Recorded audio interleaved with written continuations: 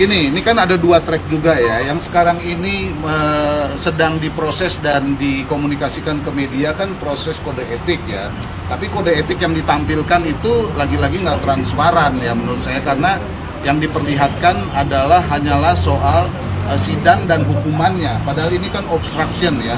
Obstruction itu jauh lebih buruk dan berbahaya dibandingkan dengan persoalan utamanya soal pembunuhan berencana itu.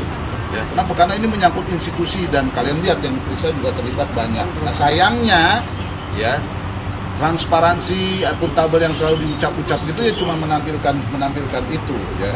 Kita tidak hanya butuh hukuman yang berat untuk membersihkan, karena ini bukan cuma soal pembersihan tapi juga soal reformasi institusinya. Karena itu pola-polanya bagaimana cara dia melakukan obstruction of justice dan bagaimana berjaringan, karena ini bukan oknum mas. Ya saya khawatir juga kalau saya bilang institusi, tapi kalau jumlahnya 97 yuk mau bilang bagaimana begitu, apalagi yang melakukan polisinya polisi.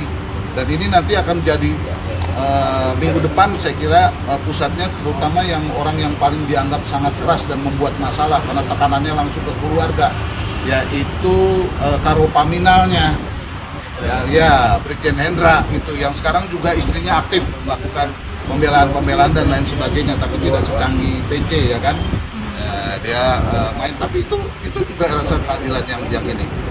Nah kalau substansi masalahnya ya ini ada 2 juga, ada bercabang. Satu yang 340-nya, yang kedua bagaimana institusi ini terutama yang ada hubungannya dengan Satgasus, karena begini ya, kasus pembunuhan ini ya terjadi, tapi dalam konteks Satgasus gitu ya, ini jadi berlapis-lapis dan banyak tanda tanya. Kenapa tanda tanya? Tanda tanya yang pertama, sampai sekarang saya tidak mendapatkan ya rekening, dan Anda tahu ya, rekening dan handphone, padahal handphone itu juga rekening dan lain sebagainya kan. Dan itu terjadi semua hilang karena obstruction. Saya bukan soal obstructionnya ya, ngomong memberantas judi online, dapat terbukti kan berarti kan, tapi kan prakteknya transfer, kok nggak ada rekening gendut. Senjata gimana? Senjata mengerikan loh. Polisi dikasih senjata, antar mereka aja tembak apalagi ke kalian. Dan itu repot, ini kan penting.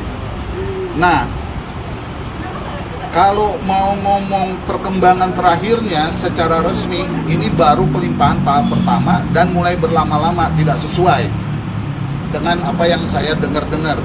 Waktu itu kan katanya 17 Agustus, nah ini targetnya lagi Oktober. Sementara ini prosesnya masih uji kebohongan. Uji kebohongannya juga bikin masalah, ya kan? Nggak usah pakai mesin yang mahal yang dibeli oleh negara, ya kan?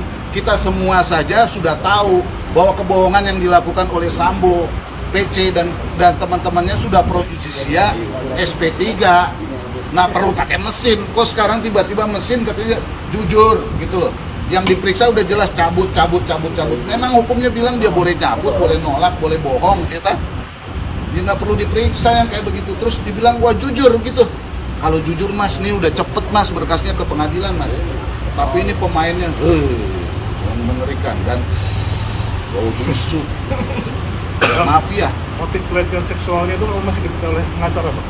Ya enggak lah, itu yang saya pertanyakan. Tapi ya supaya kalian tahu ya, ini canggih sekali, ini jaringan pembela yang profesional. Anda bisa bayangkan, yang laporan pro justisia yang dibuat SP3, ini nggak ada pelaporannya. Tiba-tiba muncul skenario itu lewat rekonstruksi dan lewat Komnas HAM dan Komnas Perempuan yang ternyata itu berjaringan dan diorganisir oleh Jerry Siagian yang tadi malam sudah diputuskan untuk TPDH.